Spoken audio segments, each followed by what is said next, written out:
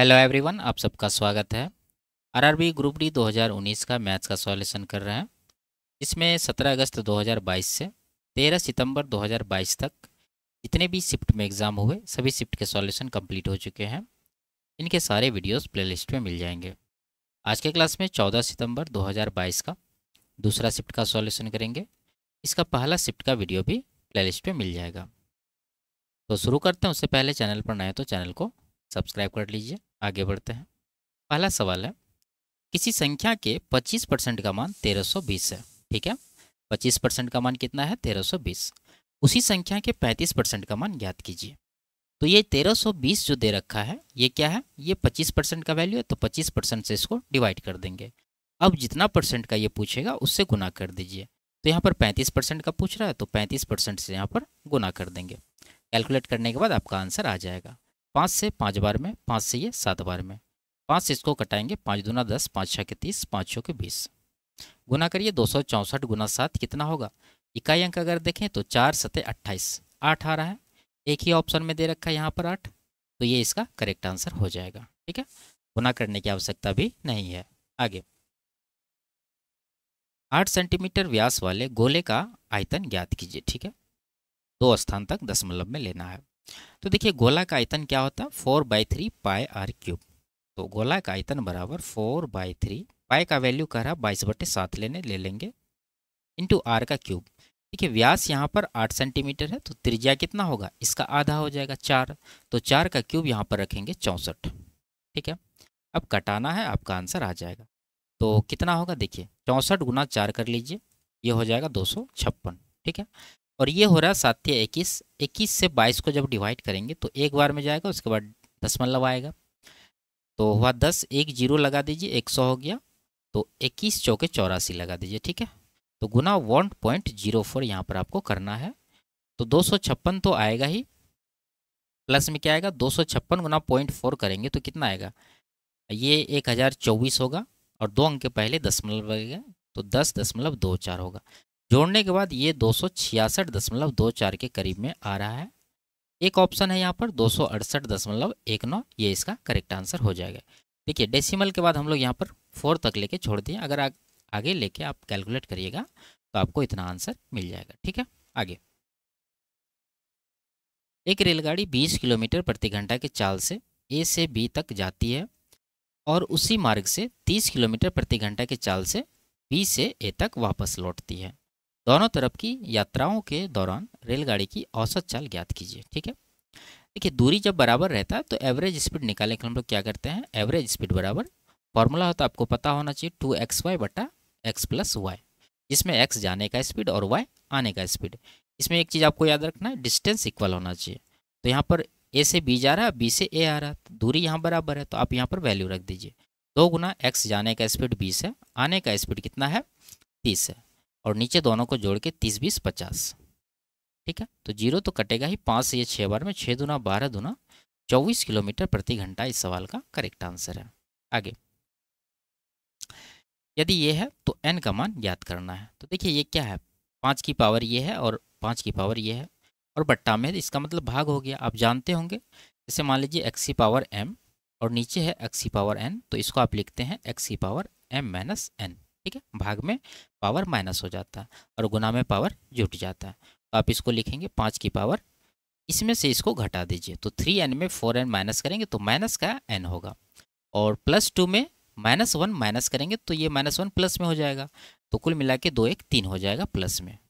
ठीक है, और राइट साइड क्या है? 25, 25 को आप लिखेंगे 5 की पावर 2। अब देखिए, यहाँ दोनों तरफ आधार बराबर है तो पावर को बराबर कर दीजिए। तो पावर क्या हो जाएगा? माइनस का n प्लस का 3 बराबर 2। तो माइनस n बराबर हो जाएगा, 3 जाके उधर घटेगा तो माइनस का 1, तो माइनस दोनों तरफ कैंसिल हो जाएगा। तो n बराबर कितना आ गया? 1। ऑप्शन नंबर 2 इसका करेक्ट आंसर। आगे, एक मिश्र धातु एल्युमिनियम और निकल को 3:4 के अनुपात में मिलाकर बनाई जानी है। इसे बनाने के लिए 36 केजी एल्युमिनियम के साथ कितने केजी निकल को पिघलाना होगा? ठीक है, देखिए, एल्युमिनियम है और निकल है, क्या रेशियो है? 3:4 का। अब इसको बनाने के लिए एल्युमिनियम जो है वो 36 केजी यूज हुआ है, जबकि यहाँ पर रेशियो में 3 यूनिट है, तो ये 3 यूनिट का वैल्यू 36 केजी हो जाएगा। हमसे पूछ रहा है निकल के बारे में, तो निकल का कितना हो जाएगा, 3 का 36 12 गुना, तो 4 का भी 12 गुना कर दीजिए, तो 12 चौके 48 केजी निकल को पिघलाना होगा। ऑप्शन नंबर 3 में दिया है, ये इसका करेक्ट आंसर है। आगे इसका मान याद करना है, तो सबसे पहले अंदर वाला रूट सॉल्व करेंगे, ये है। तो 617 + 8 625, इसका वर्गमूल कितना आ जाएगा 25। फिर 11 में 25 जोड़ेंगे तो 36 होगा, 36 का वर्गमूल 6 आ जाएगा। फिर 190 में 6 जोड़ेंगे तो 196 होगा, 196 का वर्गमूल कितना होगा 14। यही इसका आंसर है, ऑप्शन नंबर 3। सिंपल सा सवाल है। आगे हरा का विवाह 8 वर्ष पहले हुआ था। वर्तमान में उसकी आयु विवाह के समय की उसकी आयु की 9/7 गुनी है। वर्तमान में उसकी पुत्री की आयु उसकी आयु के 1/6 के बराबर है। 3 वर्ष पहले उसकी पुत्री की आयु कितनी थी। ठीक है, देखिए कह रहा है कि वर्तमान में जो ये फराह का आयु है उसके विवाह के समय का 9/7 है। तो हम लोग मान लेंगे ये नीचे वाला जो 7 है वो विवाह के समय का आयु है। तो अभी वर्तमान का आयु कितना होगा, 7 का अगर 9/7 निकालेंगे तो 9 निकलेगा। ठीक है, तो ये रेशियो में उसका आयु है। और ये विवाह हुआ है 8 वर्ष पहले, यानी विवाह होने का समय और वर्तमान समय में 8 वर्ष का डिफरेंस है। और रेशियो भी दोनों का वही है, ये विवाह के समय का, ये वर्तमान में, तो रेशियो में डिफरेंस है 2 यूनिट का। जबकि वहाँ पर 8 वर्ष का डिफरेंस है, तो 2 यूनिट 8 वर्ष के बराबर होगा। ये कितना गुना है, 4 गुना। अब देखिए ये 4 गुना है, तो यहाँ पर 7 का वैल्यू निकाल दीजिए, इसका 4 गुना करेंगे तो 28 साल, इसका भी 4 गुना करेंगे तो 9 चौके 36 साल हो जाएगा। यानी वर्तमान आयु इसका 36 वर्ष है। क्या पूछ रहा है, उसकी पुत्री की आयु उसकी आयु के 1/6 के बराबर है। तो उसकी पुत्री मान लीजिए डॉटर, इसका आयु कितना होगा 36 का 1/6। ठीक है, वर्तमान आयु ये है, इसका 1/6 निकालेंगे तो 6 साल आएगा। लेकिन 3 वर्ष पहले का पूछ रहा, तो इसमें आप 3 माइनस कर दीजिए, तो 3 वर्ष इस सवाल का आंसर बनेगा। ऑप्शन नंबर 3 में दिया हुआ है। आगे दो संख्याओं का अनुपात 11-17 है, उनका अंतर 18 है। इन संख्याओं के एचसीएफ और एलसीएम क्रमशः क्या होंगे। देखिए रेशियो संख्या का दे रखा है 11:17 और दोनों का डिफरेंस यहाँ 18 है। रेशियो में डिफरेंस कितना का है, 6 का। ठीक है, और ये 6 यूनिट का वैल्यू 18 के बराबर होगा। कितना गुना हो रहा है, 3 गुना। तो संख्या आप निकाल सकते हैं यहाँ से। पहला संख्या 11 यूनिट का है, इसका भी 3 गुना करेंगे तो 33 आएगा। दूसरा संख्या 17 यूनिट का है, इसका भी 3 गुना करेंगे तो 51 आएगा। ठीक है, अब इनका एलसीएम और एचसीएफ पूछ रहा है। एचसीएफ अगर निकाले 33 और 51 का तो कितना आएगा, 3। ठीक है, 3 इसका हाईएस्ट कॉमन फैक्टर होगा। देखिए 3 से 11 बार में, 3 से ये 17 बार में, 11 और 17 क्या हो गया, को प्राइम हो गया, तो 3 इसका एचसीएफ हो जाएगा। तो ऑप्शन में देखिए एचसीएफ 3 के साथ एक ही ऑप्शन है, ऑप्शन नंबर 2 इसका करेक्ट आंसर होगा। एलसीएम निकालना है तो आप निकाल सकते हैं, 561 इसका एलसीएम आएगा। आगे यदि किसी त्रिभुज की भुजाओं की लंबाइयाँ x+1, 7 - x और 4x - 2 है, तो x का मान ज्ञात कीजिए, जिसके लिए त्रिभुज समद्विबाहु त्रिभुज होगा। ठीक है, देखिए एक डायग्राम बना लीजिए। मान लीजिए ये वो त्रिभुज है जिसके बारे में ये बात कर रहा है, इसका नाम है ABC। अगर ये त्रिभुज समद्विबाहु है तो इनके 2 भुजाएं बराबर होंगे। ठीक है, और यहाँ पर तीनों भुजाओं का माप दे रखा है, हमें पता नहीं कि इनमें से कौन 2 भुजाएं बराबर है। तो यहाँ पर आप कंडीशन लगाइए, ये कि हो सकता है पहला दोनों भुजाएं बराबर हो, या फिर दूसरा और तीसरा, या फिर पहला और तीसरा। तो सबको एक एक करके बराबर करिए। पहले करेंगे बराबर पहला दोनों को, यानी x+1 बराबर 7 - x, तो यहाँ से x का वैल्यू आएगा। उसके बाद 7 - x बराबर 4x - 2 करेंगे, तो यहाँ से भी x का वैल्यू आएगा। उसके बाद पहला और तीसरा को करेंगे तो x+1 बराबर 4x - 2, तो यहाँ से भी x का वैल्यू आएगा। ठीक है, तो सॉल्व करते हैं इसको। तो ये सॉल्व अगर करें तो x जो है माइनस में इस तरफ आके प्लस में हो जाएगा 2x, और ये 1 जाके इधर घट जाएगा, 6 बचेगा। तो x का वैल्यू कितना होगा, 2 × 3 = 6, यानी 3 आ गया x का वैल्यू। ठीक है, 3 ऑप्शन में है, आपको लगाना नहीं है। आप एक चीज़ और जानते हैं कि कोई भी त्रिभुज बनने के लिए क्या कंडीशन होना चाहिए, उनके 2 भुजाओं का योगफल जो है वो तीसरी भुजाओं से बड़ी होनी चाहिए। ठीक है, तो आप ये x का वैल्यू इसमें रख के देख लीजिए क्या ये सेटिस्फाई कर रहा है कि नहीं कर रहा है। अगर x का वैल्यू यहाँ पर रखें तो 3 × 1 = 4 बनेगा। ठीक है, 3 × 1 = 4 बनेगा। दूसरा 7 में से x का वैल्यू 3 घट जाएगा तो बचेगा 4। तीसरा 4 × 3 = 12 में से 2 घटा 10। ये भुजाओं का माप है। दो भुजाओं तो बराबर है, लेकिन ये कंडीशन यहाँ पर फुलफिल नहीं कर रहा है। दो भुजाओं का योगफल देखिए 4 4 8 हो रहा है, जो कि 10 से छोटी है। ठीक है, होना चाहिए क्या, 10 से बड़ी होनी चाहिए। तो ये जो है कंडीशन आप हटा दीजिए, यानी कि x का वैल्यू 3 पॉसिबल नहीं हो सकता, तो ये हटा दीजिए। उसके बाद यहाँ से सॉल्व करिए, ये 4x इसको इस तरफ भेज देंगे तो 5x होगा, यहाँ से 2 इस तरफ लाएंगे तो 9 होगा।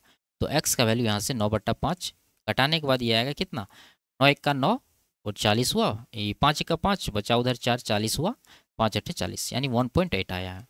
अब इसको रख के यहाँ पर देखिए, अगर यहाँ पर रखें x का वैल्यू 1.8 तो क्या बनेगी भुजाएं, ये 1.8 + 1 ये हो जाएगा 2.8। उसके बाद यहाँ पर रखें तो साथ में ये घट जाएगा, ये 5.2 आएगा। ठीक है, उसके बाद यहाँ पर रखें तो 18 चौके 72 यानी 7.2 में 2 घट जाएगा, तो ये 5.2 आएगा। ठीक है, अब देखिए ये कंडीशन ये सेटिस्फाई कर रहा है कि नहीं कर रहा। अगर देखें तो इन दोनों का योगफल 5 2 7 1 8 हो रहा है, ये तीसरी भुजा 5.2 है, इनसे बड़ी है, और आप देख रहे हैं कि इनकी दो भुजाओं भी बराबर है। इसका मतलब ये कंडीशन को सेटिस्फाई कर रहा है, ये इसका करेक्ट आंसर होगा। आगे आप चेक कर भी सकते हैं, नहीं भी कर सकते हैं। ठीक है, तो ऑप्शन नंबर 4 में है 1.8, x का वैल्यू ये वाला लेंगे, ये इसका करेक्ट आंसर होगा। आगे, ए और बी किसी कार्य को क्रमशः 12 दिन और 8 दिन में पूरा कर सकते हैं। यदि ए और बी दोनों एक साथ मिलकर कार्य करते हैं तो कार्य कितने दिन में पूरा हो जाएगा। साधारण सा हम आपको बताते हैं, दो लोग हैं तो क्या कर देंगे, 12 × 8 कर देंगे और दोनों को जोड़ के नीचे देंगे तो 12 8 20 नीचे आएगा। ठीक है, 4 दूना 8 4 पंचे 20, अब नहीं कटेगा, 12 दूना 24 को 5 से डिवाइड करेंगे तो 4.8 आएगा। ठीक है, ऑप्शन नंबर 4 में दिया है। आगे, इसका मान ज्ञात करना है तो वैल्यू रख दीजिए, ये 2√2 है। यहाँ पर साइन 45 का मान देना है, तो साइन 45 का मान कितना होता है, 1/√2 होता है। उसके बाद साइन 30 होता है 1/2, प्लस है प्लस देंगे, उसके बाद 2√3 है, गुना कॉस 60 होता है 1/2, टेन 60 होता है √3, माइनस साइन 90 1 होता है, रख देंगे। अब इसको सॉल्व करिए, देखिए ये √2 2 यानी नीचे 2√2 ऊपर भी 2√2 कट जाएगा, तो यहाँ का वैल्यू 1 हो गया। यहाँ पर 2 2 कट जाएगा, √3 × √3 3 हो जाएगा, और माइनस का 1 है, तो कुल मिला के ये कितना आएगा 3। ऑप्शन नंबर 4 में दिया है, ये इसका करेक्ट आंसर होगा। आगे,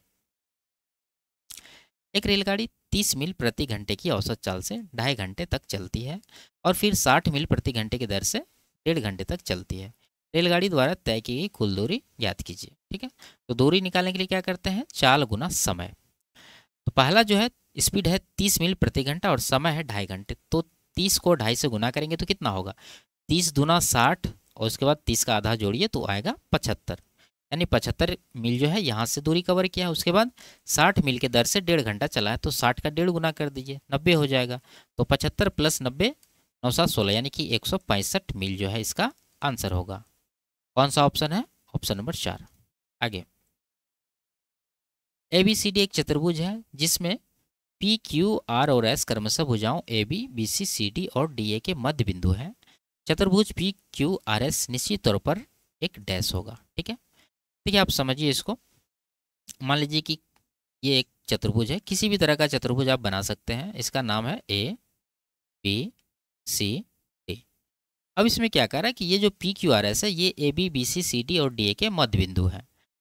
अगर हम लोग इसका मध्य बिंदु निकालें AB का तो यहाँ पर आएगा, BC का मध्य बिंदु यहाँ पर आएगा, CD का यहाँ पर आएगा, AD का यहाँ पर आएगा। तो AB का जो मध्य बिंदु इसका नाम P है, इसका नाम Q है, इसका नाम R है, इसका नाम S है। तो इनको अगर आप मिला देंगे तो किस चीज़ का निर्माण होगा, यानी कौन सा डायग्राम बनेगा, ये आपसे पूछा जा रहा है। इसको मिलाने से आप याद रखिए एक समांतर चतुर्भुज का निर्माण होता है। ठीक है, किसी भी चतुर्भुज के भुजाओं को मध्य बिंदु को मिलाने पर जो चतुर्भुज बनता है वो कौन सा चतुर्भुज होता है, समांतर चतुर्भुज। और ये सम चतुर्भुज जो है ये किसी भी आयत के मध्य बिंदु को मिलाने से जो है ये सम चतुर्भुज का निर्माण होता है। ठीक है, और सम चतुर्भुज के मध्य बिंदु को मिलाने से आयत का निर्माण होता है। ठीक है, आगे, यानी ये जो है पहला और चौथा, ये अगर सम चतुर्भुज के मध्य बिंदु को मिलाएंगे तो आयत बनेगा, और आयत के मध्य बिंदु को मिलाएंगे तो सम चतुर्भुज बनेगा। ये भी आप याद रखिए। आगे, इसका मूल ज्ञात करना है, तो देखिए सॉल्व कर लीजिए, इन सबको राइट साइड भेज दीजिए, तो प्लस में आ जाएगा 4x² और 5x माइनस में आ जाएगा और 6 भी माइनस में आ जाएगा, बराबर 0 हो जाएगा। इसको इस तरह से तोड़ना है कि गुना करने के बाद 6 चौके 24 हो जाए और जोड़ने या घटाने के बाद माइनस का 5x हो जाए। तो यहाँ पर क्या पेयर बनेगा, 6 चौके 24 हो रहा है तो 3 8 का बनेगा, तो 3 प्लस में लेना है, 8 माइनस में लेना है। ठीक है, 3 में 8 घटाएंगे तो माइनस का 5 बनेगा। लेकिन ये आपका आंसर नहीं है। आंसर क्या होता है, ये गुणांक से डिवाइड भी करना होता है और चिन्ह भी बदलना होता है। तो 4 से इसको डिवाइड कर दीजिए और चिन्ह बदल दीजिए। तो ये 3/4 माइनस प्लस में है तो ये माइनस में आ जाएगा, और ये माइनस में है तो प्लस में आ जाएगा। ये आपका आंसर होगा। 4 से इसको कटा दीजिए 2 बार में, एक तो 2 होगा और दूसरा माइनस का 3/4। तो प्लस का 2 माइनस का 3/4 यहाँ पर है। ऑप्शन नंबर 4 इसका करेक्ट आंसर है। आगे इसका मान याद करना है। देखिए यहाँ पावर है माइनस का 1/2, तो 625 को अब 25 की पावर 2 में लिख सकते हैं। ठीक है, और पहले से पावर है माइनस का 1/2, तो 2 2 कट जाएगा, माइनस का 1 पावर बचेगा। तो आप जानते हैं किसी भी नंबर पे अगर माइनस में पावर रहता है तो ये क्या हो जाता है, इसको आप इस तरह से भी लिख सकते हैं, यानी ये इन्वर्स हो जाता है। तो ये हो जाएगा 1/25। तो 25 से 1 को डिवाइड करना है तो कितना आएगा, 0 पॉइंट देंगे तो यहाँ पर 10 होगा, और फिर से 0 देंगे तो 100 होगा, फिर 4 बार में ये चला जाएगा, यानी 0.04 इसका करेक्ट आंसर है। आगे यदि यह है तो n का मान ज्ञात करना है। तो सॉल्व कर लीजिए। 196 ऊपर है, नीचे 0.196 है, और राइट साइड 19.6 है, नीचे n है। n का वैल्यू आपको निकालना है।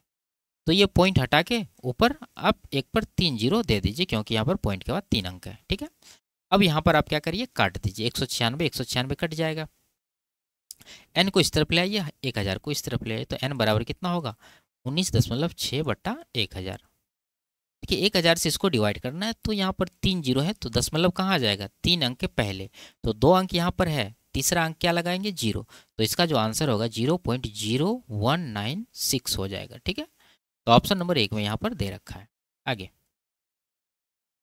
इसको सरल करना है, तो यहाँ पर देखिए ऑफ है और यहाँ पर भी ऑफ है, तो पहले इन दोनों का क्रिया होगा। तो 12 या 36 हो गया, बीच में माइनस है, इधर 2400 के 96, ठीक है 96, उसको डिवाइड करना है 12 से। तो 12 से इसको काट देंगे 8 बार में, 36 में 8 घटाएंगे तो 28 बचेगा आपका आंसर, ऑप्शन नंबर 2। आगे यदि एक बरामदे की लंबाई और चौड़ाई का अनुपात 3:1 है और उसका परिमाप 40 मीटर है, तो 24 रुपया प्रति मीटर स्क्वायर की दर से बरामदे में टाइल लगाने की लागत ज्ञात कीजिए। ठीक है, कि टाइल लगाना है तो आपको एरिया निकालना होगा। अब जानते हैं कि बरामदा कैसा होता है, आयताकार होता है। यहाँ लंबाई चौड़ाई का रेशियो दे रखा है, लिखते हैं लंबाई L चौड़ाई B। क्या रेशियो है, 3:1 का रेशियो है, और परिमाप दे रखा है 40 मीटर। अगर हम लोग रेशियो में परिमाप निकालें यहाँ पर तो कितना निकलेगा, 3 1 4 का 2 गुना 8। अब जानते हैं कि आयत का परिमाप क्या होता है, 2 गुना लंबाई प्लस चौड़ाई, यानी दोनों को जोड़ के 2 से गुना कर देना है, तो 8 यूनिट आ गया परिमाप। और एक्चुअल परिमाप है 40 मीटर, तो इसको 40 मीटर के बराबर कर देंगे। कितना गुना हो रहा है, 5 गुना। तो लंबाई निकालने के लिए इसका 5 गुना कर दीजिए, 15 आ जाएगा। चौड़ाई निकालने के लिए इसका 5 गुना कर दीजिए तो 5 आ जाएगा। अब हमें निकालना है एरिया। तो एरिया कितना हो जाएगा, आयत का क्षेत्रफल होता है लंबाई गुना चौड़ाई। लंबाई 15 है, चौड़ाई यहाँ पर 5 है, 15 गुना 5 यानी ये हो जाएगा 75 मीटर स्क्वायर। ठीक है, और खर्च निकालना है तो 75 को किससे गुना करेंगे, 1 मीटर स्क्वायर का लागत है 24 रुपया, तो 24 से गुना कर देंगे तो ये आपका आंसर होगा। ठीक है, देखिए 3 यहाँ भी है, यहाँ भी है, तो 3 का मल्टीपल आप देख लीजिए, 7 1 8, ये नहीं है, ये भी नहीं है, ये भी नहीं है। ऑप्शन नंबर 4 केवल 3 का मल्टीपल है, ये इसका करेक्ट आंसर होगा। ठीक है, आगे एक दुकानदार एक मशीन को 10% की छूट पर बेचता है। ठीक है, लेकिन मशीन का अंकित मूल्य क्रय मूल्य से 10% अधिक रखता है। उस वस्तु पर दुकानदार को हुई प्रतिशत हानि ज्ञात कीजिए। क्या कह रहा है कि अंकित मूल्य जो है क्रय मूल्य से 10% अधिक रखता है, तो हम लोग मान लेंगे क्रय मूल्य जो है 100 है, तो इसका अंकित मूल्य यानी मार्क प्राइस कितना होगा, इससे 10% अधिक, यानी कि 110 हो जाएगा। अब ये मशीन को 10% की छूट पर बेचता है। छूट किस पर दिया जाता है, मार्क प्राइस पर। मार्क प्राइस यहाँ पर 110 है, इस पर अगर आप 10% का छूट देंगे तो 110 का 10% आएगा 11, तो 11 का डिस्काउंट दिए तो बिका कितना में, 110 माइनस 11 99 में बिका, यानी ये जो 99 है ये आपका सेलिंग प्राइस बन जाएगा। तो 100 का सामान आप 99 बेच रहे हैं, 1% का आपको क्या है, नुकसान है। ऑप्शन नंबर 1 में दिया है, ये इसका करेक्ट आंसर होगा। आगे एक बेईमान विक्रेता अपना माल क्रय मूल्य पर बेचने का दावा करता है, लेकिन वह 1000 ग्राम के बाट के बजाय 850 ग्राम के बाट का उपयोग करता है, उसका प्रतिशत लाभ ज्ञात कीजिए। ठीक है, देखिए सिंपल सा सवाल है।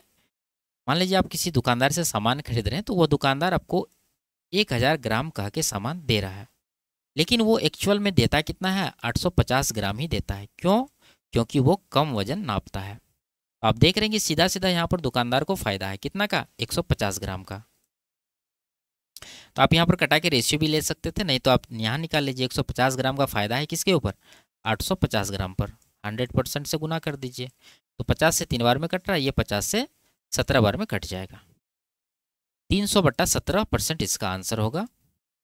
डिवाइड करेंगे तो कितना आएगा, 17 का 17, 130 हुआ, 17 सत्ते 119 जाएगा, उसके बाद दशमलव आएगा। तो 17 के बाद पॉइंट यहाँ पर ऑप्शन नंबर 3 में है, ये इसका करेक्ट आंसर होगा। आगे, एम और एन दो समांतर रेखाएं हैं। यदि एल एक ऐसी तिर्यक रेखा है जो एम और एन को प्रतिच्छेदित करती है, तो एल के एक ही और बने अंतःकोणों का योग कितने के बराबर होगा।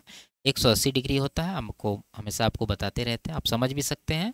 मान लीजिए ये दो रेखा है, ये एम है और ये जो है एन है, और ये एक तीसरी रेखा एल है जो इन दोनों रेखा को प्रतिच्छेदित करती है, जो सवाल में कह रहा है।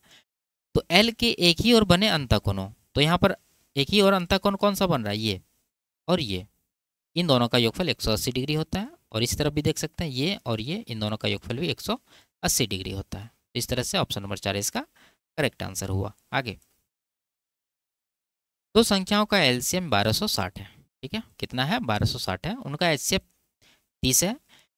इन दोनों संख्याओं में से एक संख्या 180 है, तो दूसरी संख्या ज्ञात कीजिए। आप जानते हैं कि दो संख्याओं का गुणनफल यानी n1 गुना n2 बराबर क्या होगा, इन दोनों के एलसीएम गुना इन दोनों के एचसीएफ। तो यहाँ पर नंबर रख दीजिए, पहला 180 है, दूसरा हमें निकालना है n2, रहने दीजिए। एलसीएम 1260 है और एचसीएफ यहाँ पर 30 है।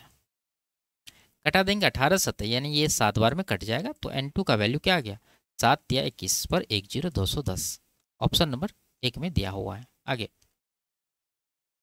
यदि एक ब्याज की गणना वार्षिक चक्रवृद्धि आधार पर होती है, तो y रुपया की राशि 4% की वार्षिक दर से 2 वर्ष का ब्याज 612 रुपया होगा।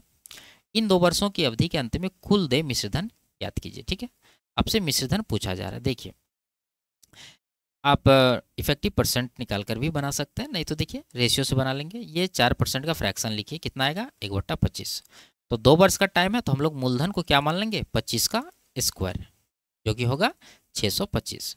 ठीक है, अब देखिए अगर 625 का पहला साल का ब्याज हम लोग निकालें तो कितना आएगा, 625 का 1/25, जो कि होगा 25 रुपया।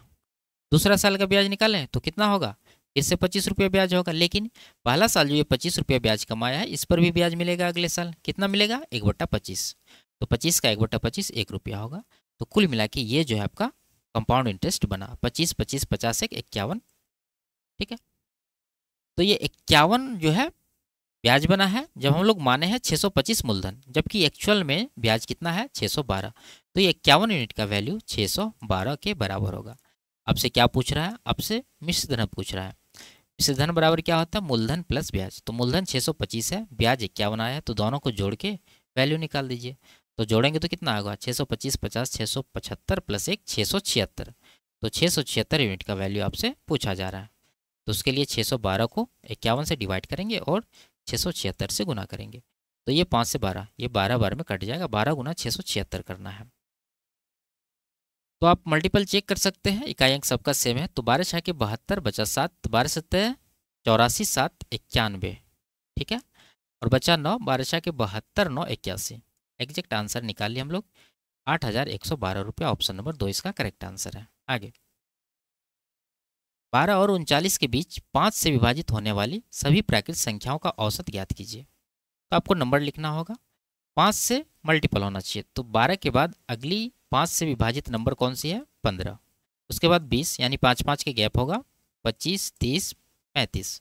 उसके बाद नहीं आएगा क्योंकि 39 से पहले तक ही लेना है। तो इनका एवरेज निकालना है, तो बीच वाला पद इसका एवरेज होगा, यानी 25 इसका आंसर होगा। आप देख सकते हैं कि ये एक तरह का क्या है, सीरीज है जिसमें कॉमन डिफरेंस 5 है, और किसी भी सीरीज का एवरेज हमेशा कहाँ होता है, बीच में होता है। तो बीच में ये 25 है, तो ये इसका एवरेज होगा। आगे, ये द्विघात समीकरण है, इनके मूल ज्ञात करना है, ठीक है। तो एक सवाल हम लोग कर चुके हैं, इसे आप अपने से ट्राई कर लीजिए, ठीक है। आगे इसमें निम्नांकित लाइन ग्राफ 2017 और 18 में एक कंपनी द्वारा आयात किए गए विभिन्न उत्पाद ABCD इस तरह से दिया हुआ है। वर्ष 2017 में आयात किए गए C प्रकार के उत्पादों की संख्या और 2018 में आयात किए गए C प्रकार के उत्पादों की संख्या का अनुपात कितना है। यानी 2017 का C देखना आपको। 17 का देखें तो ब्लू वाला है, C कहाँ पर है, यहाँ पर है। ब्लू वाला यहाँ कितना है, 20 है, ठीक है। इसका रेशियो निकालना है किसके साथ, 2018 में C, तो C जो है 2018 में ये रेड वाला कितना है, ये है आपको 28। रेशियो निकालेंगे तो काट दीजिए 4 से 5 बार में, 4 से ये 7 बार में, तो 5:7 इसका आंसर होगा, ऑप्शन नंबर 2 में दिया है, ठीक है। आगे निम्नांकित लाइन ग्राफ वर्ष 2004 से 7 के लिए भारत द्वारा आयातित ईंधन की कुल मात्रा को जो है वो बिंदीदार रेखा दर्शा रहा है, ठीक है। यहाँ पर है, ये जो रेड वाला है ये बिंदीदार रेखा है, और आयातित ईंधन की कुल मूल्य ये ठोस रेखा दर्शाती है। ये जो ठोस रेखा है ब्लू वाला, ये इसको दर्शाती है। तो वर्ष 2006 में आयातित ईंधन की मात्रा और आयात किए गए ईंधन के कुल मूल्य का अनुपात कितना था। तो 2006 का यहाँ पर है, ठीक है। 6 का क्या पूछ रहा है, आयातित ईंधन की मात्रा को कौन दर्शा रहा है, रेड वाला। तो रेड वाला कितना है, 280। और आयात किए गए ईंधन का मूल्य, तो मूल्य कौन सा है, मूल्य है ठोस रेखा, ये ब्लू वाला 350 है 2006 में। तो इसका रेशियो निकालना है, 0 कटेगा ही 7 से 4 बार में, 7 से 5 बार में, तो 4:5 आपका आंसर बनेगा, ऑप्शन नंबर 3 में दिया हुआ है, ठीक है। आगे बढ़ जाते हैं। तो ये लास्ट सवाल था। वीडियो आपको कैसी लगी कमेंट में ज़रूर बताइए। अच्छी लगी तो वीडियो को लाइक शेयर और चैनल को सब्सक्राइब कर लीजिए। फिर मिलते हैं अगले क्लास में, तब तक के लिए बाय बाय, टेक केयर।